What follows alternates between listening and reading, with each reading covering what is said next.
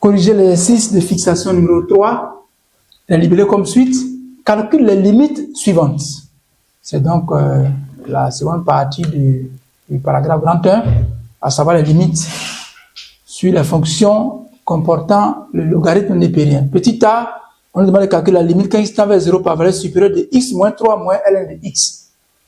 Petit b, la limite quand x tend vers plus l'infini de x moins ln de x. Petit c, la limite quand x tend vers plus l'infini de 3 plus ln de x, le tout sur 2 moins ln de x. Et en petit d, quand x tend vers 0 par valeur supérieure, on nous demande de trouver la limite de x à 65 fois ln de x. E, l'avant-dernière limite, la limite quand x tend vers plus l'infini de ln de x divisé par x moins 1. Et puis la limite quand x tend vers plus l'infini de x sur ln de x. Nous allons corriger à numéro 3. Alors, la première limite, c'est la limite quand x tend vers 0 par valeur supérieure de x moins 3 moins ln de x. Alors, je mets égal. Quand x tend vers 0, alors ici nous avons une somme. De façon générale, on va dire une somme de deux gros termes. Voilà, un terme, le premier gros terme c'est x moins 3 qui est un polynôme. Et le second terme c'est moins ln de x. Alors quand x tend vers 0 par valeur supérieure, x moins 3 va tendre vers 0 moins 3, c'est-à-dire moins 3.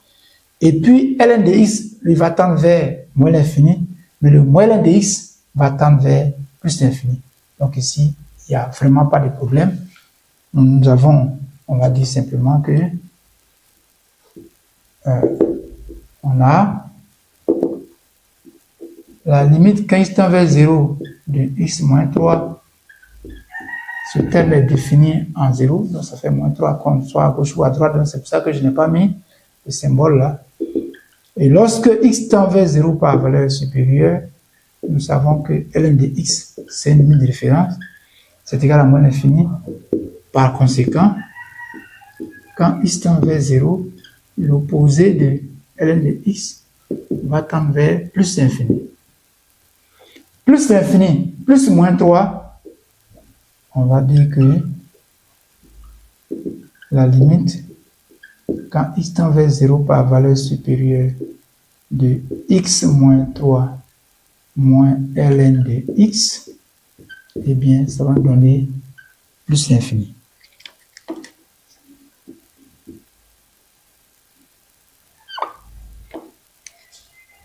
La deuxième limite, c'est la limite petit b quand x tend vers plus l'infini, la limite de x moins ln de x. Alors ici, quand x tend vers plus l'infini, nous avons là deux termes, la somme de deux termes, somme algébrique. Le premier terme c'est x, le second terme c'est moins ln de x. Quand x tend vers plus l'infini, le premier terme tend vers plus l'infini. Mais le second, lui, va tendre vers moins l'infini. Nous avons donc plus l'infini, plus moins l'infini, qui est une forme indéterminée. Pour cela, nous allons utiliser l'une des techniques que nous avons vues au cours de la première leçon. Pour lever une indétermination dans un calcul de limite, on pouvait utiliser donc la factorisation, la forme conjuguée, l'expression conjuguée, le taux de variation. Donc ici, ce qui est plus simple, qui apparaît plus évident, c'est la factorisation. Nous allons donc factoriser notre somme en mettant x en facteur. Ça va nous donner x facteur de 1 moins ln de x sur x.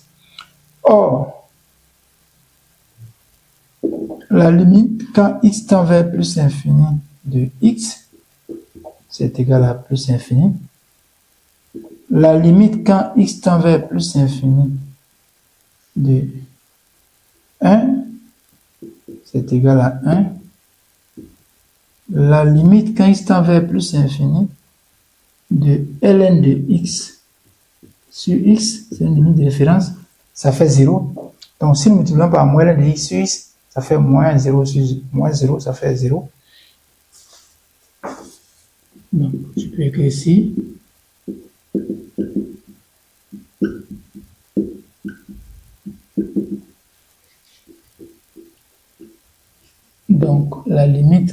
x tend vers plus l'infini de 1 moins ln de x sur x, ça va faire donc 1 moins 0, c'est-à-dire 1.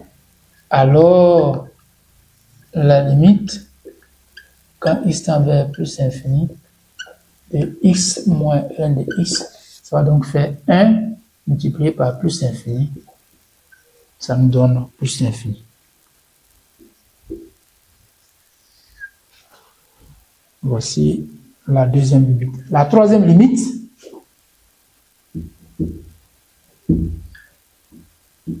c'est la limite quand x tend vers plus l'infini de 3 plus ln de x, le tout sur 2 moins ln de x. Alors ici, quand x tend vers plus l'infini, nous avons un quotient de deux membres. Le premier membre, c'est 3 plus ln de x. En plus l'infini, ce numérateur-là, il est sous la forme d'une somme de deux termes. Alors, donc, le premier, c'est 3 qui va tendre vers 3, lui reste égal à 3. Le second, c'est ln de x qui va tendre vers plus l'infini. En somme, le numérateur va tendre vers plus l'infini. Donc, je peux faire comme ça. Le numérateur va tendre vers plus l'infini. Au dénominateur, quand il va tendre vers plus l'infini, 2 reste égal à 2. ln de x tend vers plus l'infini, mais à cause du moins, on va dire que moins ln de x tend vers moins l'infini. Moins l'infini plus 2, le dénominateur va tendre vers moins l'infini. Alors, on a une forme indéterminée du type infini sur infini. Pour cela, nous pouvons effectuer une factorisation. Par exemple, factoriser le numérateur par ln de x, factoriser le dénominateur par ln de x. Nous pouvons aussi opérer un changement de variable. Donc, allons-y, comme nous avons déjà effectué une factorisation, on va dire, posons grand X égale à ln de petit x. Et lorsque petit x tend vers plus l'infini, eh bien, grand X tend aussi vers plus l'infini. Alors, la limite que nous cherchons, c'est-à-dire la limite lorsque petit x tend vers plus l'infini de 3 plus ln de petit x, le tout sur 2 moins ln de petit x, va devenir désormais la limite lorsque cette fois-ci grand X tend vers plus l'infini, 2, le numérateur va devenir 3 plus grand X, et le numérateur 3 moins grand X. Alors du coup, ça nous ramène à une limite d'une fraction rationnelle à l'infini. Or, à l'infini, on nous a dit qu'une fraction rationnelle a la même limite que le quotient des termes de même degré au numérateur et au dénominateur. Alors qu'ici, au numérateur, le terme de plus haut degré, c'est grand X. Au dénominateur, le terme de plus haut degré, c'est moins grand X. Grand X sur moins grand X, sauf erreur de calcul, ça nous donne moins 1. Donc, ça va faire la limite quand grand X tend vers plus infini de moins 1, c'est-à-dire moins 1. Donc, la limite qui était indéterminée, grâce au changement de variable, nous avons obtenu moins 1. Alors, si ce quotient désigne une fonction petit f, on dira que la limite de petit f de x quand il tend vers plus l'infini égale à moins 1. À ce moment-là, si c'est une étude de fonction, on conclura que la courbe de la fonction admet une asymptote horizontale en plus l'infini qui a pour équation y égale à moins 1. Bon, puisque ça, ce n'est pas le cas, c'est un calcul simple de limite. Il n'y a pas d'interprétation qui nous a été demandée. Donc, nous continuons nos calculs. Petit d maintenant. La limite quand x tend vers 0 par valeur supérieure de x à la puissance 5 que multiplie ln de x. Alors ici, nous pouvons réécrire l'expression pour la simple raison que quand nous remplaçons x par 0, x exposant 5, ça fait 0, exposant 5, ça fait 0. La limite quand x tend vers 0 par valeur supérieure de ln de x égale à moins l'infini. Donc ça va donner 0 fois infini, qui est une forme indéterminée. Donc nous allons réécrire sous cette forme-là. X exposant 5, en réalité ça fait x fois x exposant 4. Donc x exposant 4, facteur de x ln de x. Oh, la limite quand x tend vers 0 de x exposant 4, ça fait 0 exposant 4, ça fait 0. La limite quand x tend vers 0 par valeur supérieure de x ln de x, ça fait 0 également. Donc 0 fois 0, ça fait 0. Alors, la limite quand x tend vers 0 par valeur supérieure de x exposant 5